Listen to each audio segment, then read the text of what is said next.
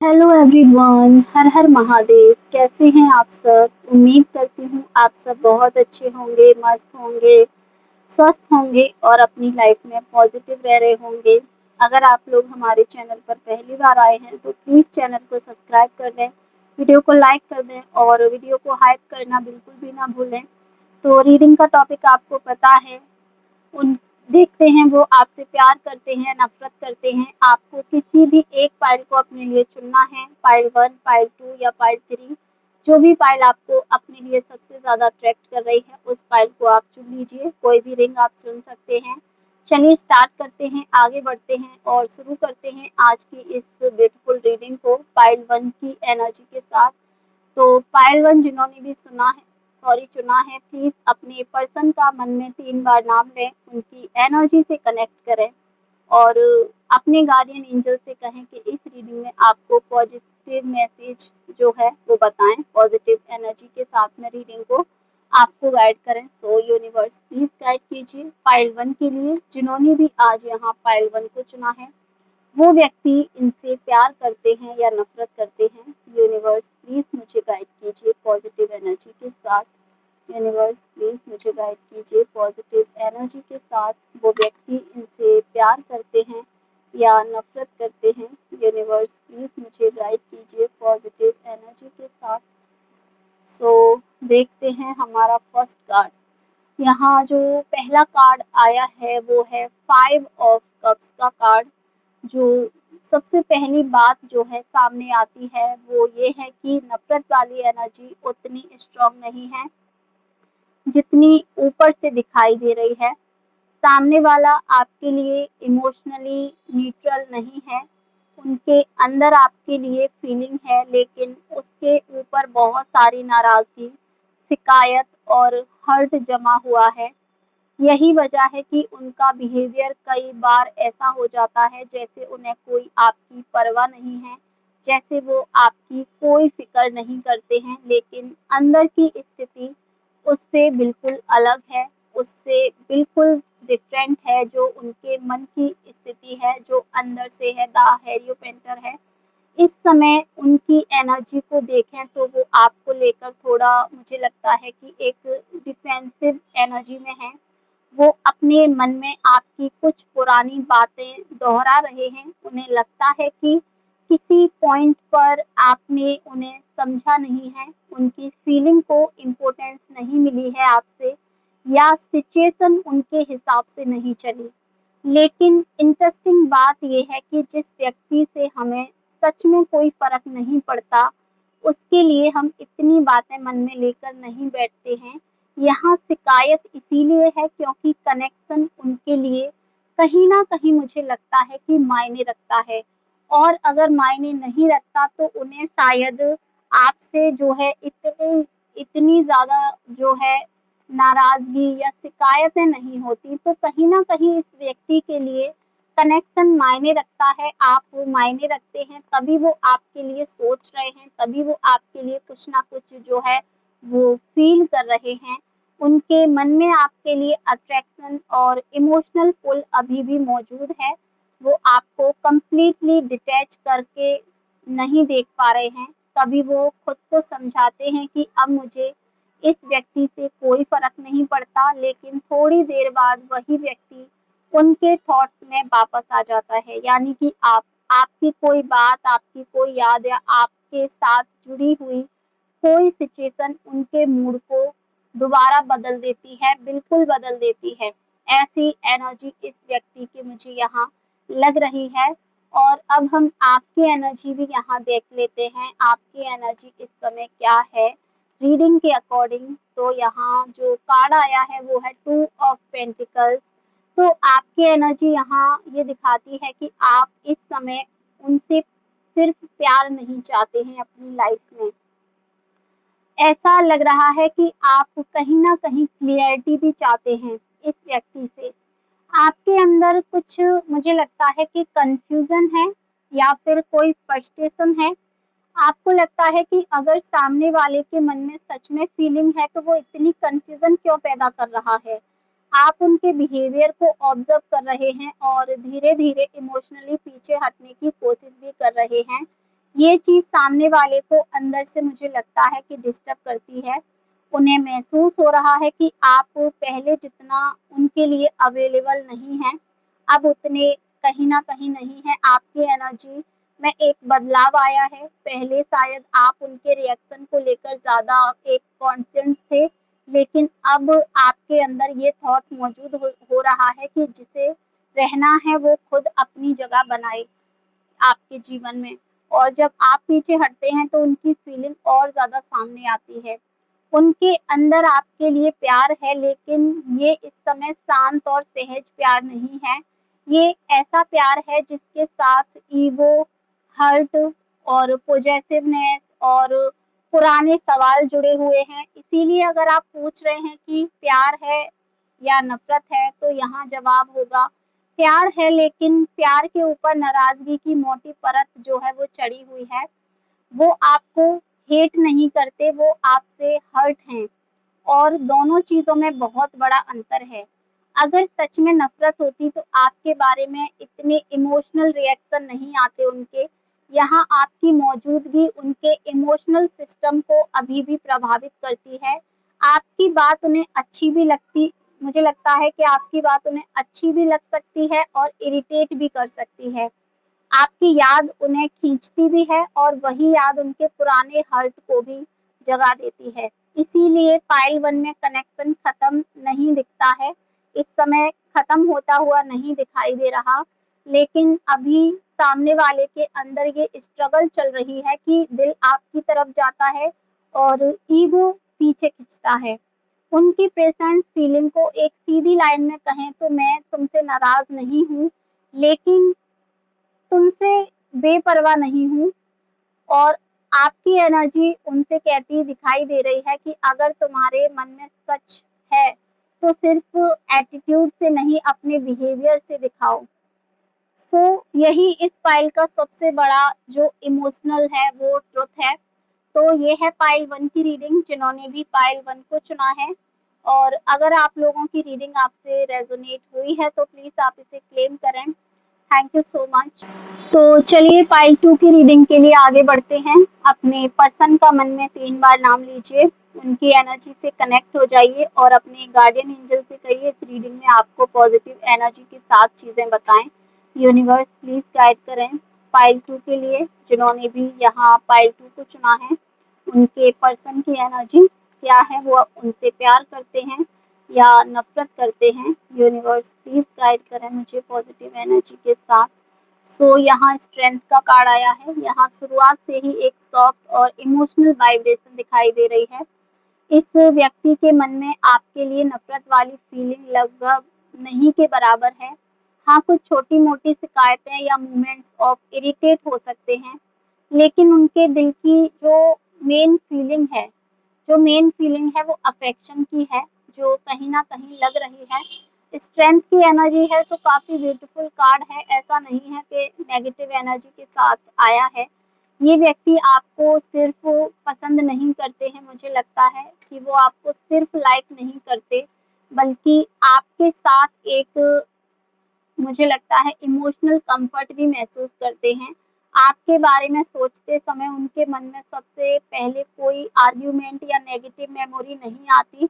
उन्हें आपकी प्रेज़ेंस याद आती है, आपकी आवाज़, आपका तरीका, आपके साथ हुई छोटी-मोटी बातचीत, ऐसी चीज़ें उनके मन में ज़्यादा स्ट्रॉन्गली बैठी हुई हैं। और एक ख़ास बात और है कि वो मुझे लगता है वो आपको अपने लिए इमोशनली इम्पोर्टेंट व्यक्ति मानते हैं। हो सकता है वो हर समय आपको ये बात बोलकर ना दिखाएं। हो सकता है कभी उनका बिहेवियर बिल्कुल कैजुअल लगे आपको, लेकिन जब आप उनसे दूर होते हैं तब उन्हें आपकी इम्पोर्टेंस ज़्यादा महसूस होती है। उनकी एनर्जी में एक तरफ की अटैचमेंट है। ये जो अटैचमेंट है उनकी एनर्जी में, वो कहीं न कहीं मुझे लगता है कि एक तरफ की अटैचमेंट है। वो आपके साथ चीज़ों को मुझे लगता है एक कंप्लीटली नहीं कर पा रहे हैं, कॉम्प्लिकेटेड नहीं करना चाहते हैं। उनके मन में कहीं न कहीं ये इच्छा है कि आपके बीच जो भी मिसअंडरस्टैंडिंग है या डिस्टेंस है, वो कम हो जाए। उन्हें एक ऐसी स्थिति चाहिए जहाँ दोनों बिना किसी प्रेशर के जो है बात कर सकें।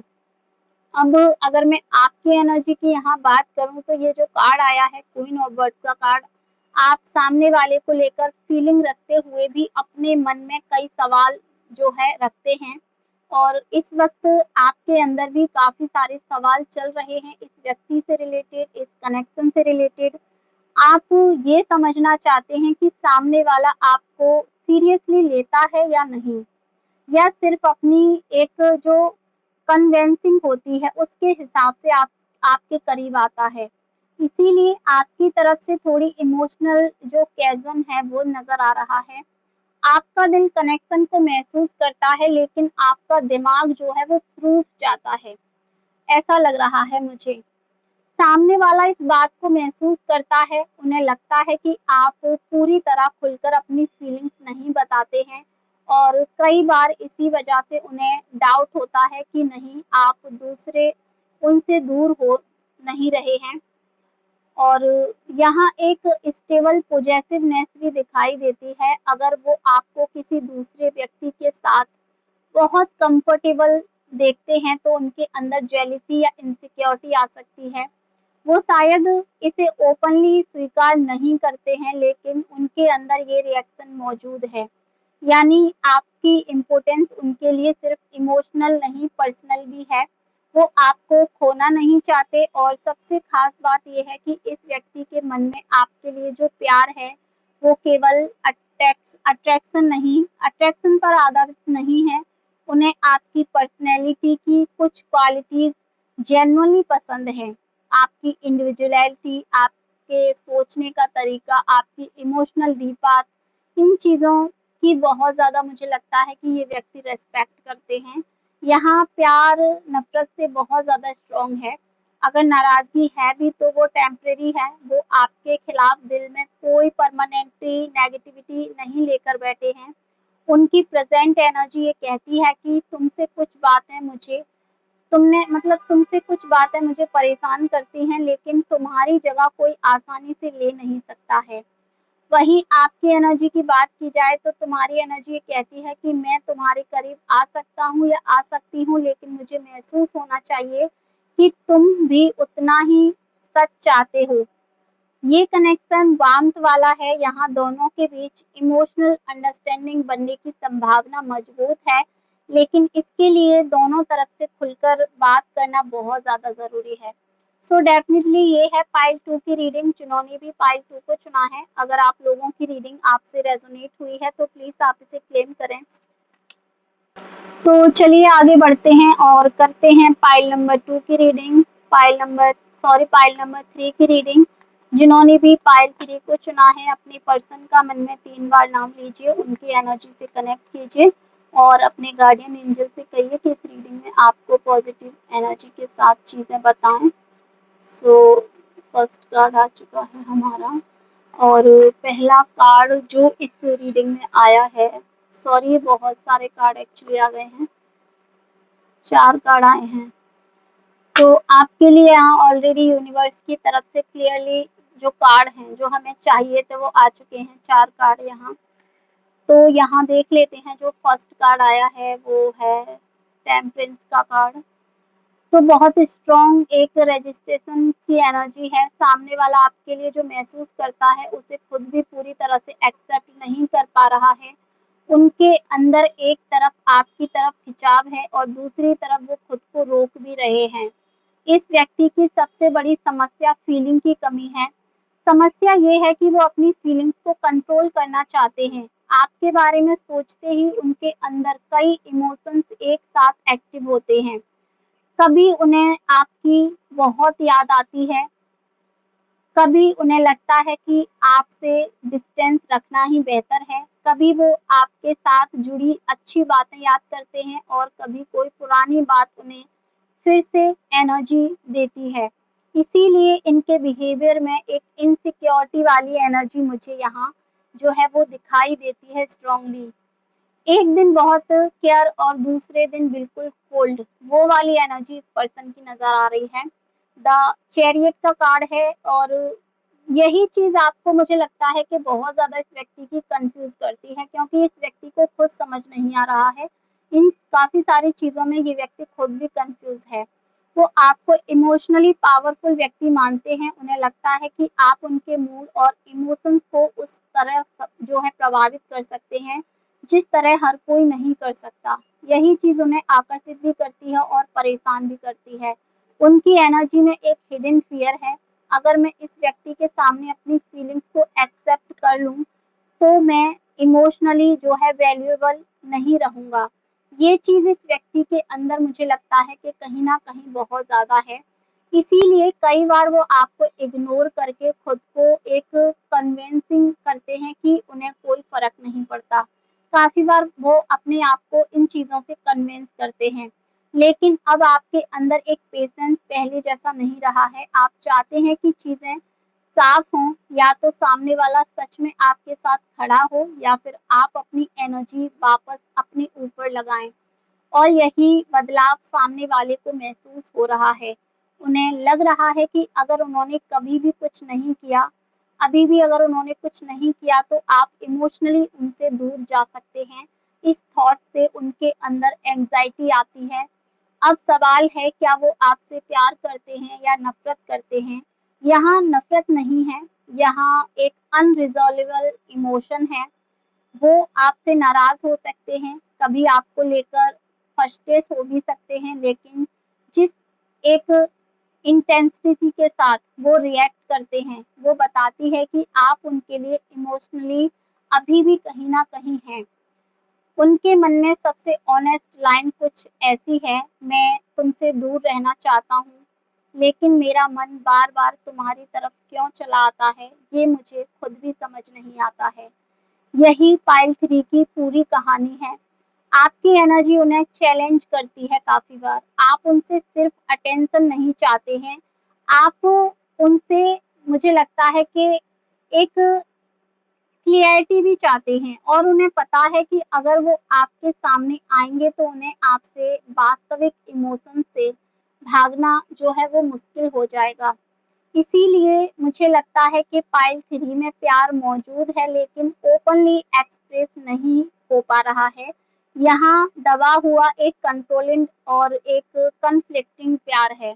अगर दोनों के बीच कम्युनिकेशन सही तरीके से हो जाए तो ये कनेक्शन बहुत गहरा, बहुत ज़्यादा स्ट्रॉन्ग हो सकता है। लेकिन अगर ईगो और साइलेंस इसी तरह चलते रहे तो यही स्ट्रॉन्ग फीलिंग धीरे-धीरे फ्रस्ट्रेशन में बदल सकती है।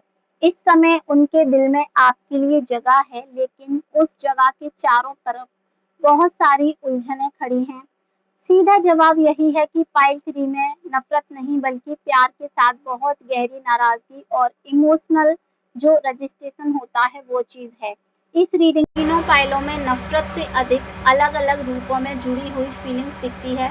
इसीलिए किस पाइल में प्यार सबसे स्थिर है और किस में नाराज़गी सबसे अधिक बाधा बन रही है, ये तय आप करें। सो ये है पाइल 1, पाइल 2 एंड पाइल 3 की रीडिंग। आप लोगों ने कौन सी पाइल को चुना है, आप मुझे कमेंट में बताएं। आप लोगों की रीडिंग आपसे रेजोनेट हुई है या नहीं हुई है, और अगर रीडिंग रेजोनेट हुई है तो प्लीज़ आप इसे क्लेम करें। चैनल पर नए हैं, पहली बार आए हैं, चैनल को सब्सक्राइब कर लें, वीडियो को लाइक कर दें और वीडियो को हाइप करना बिल्कुल भी ना भूलें।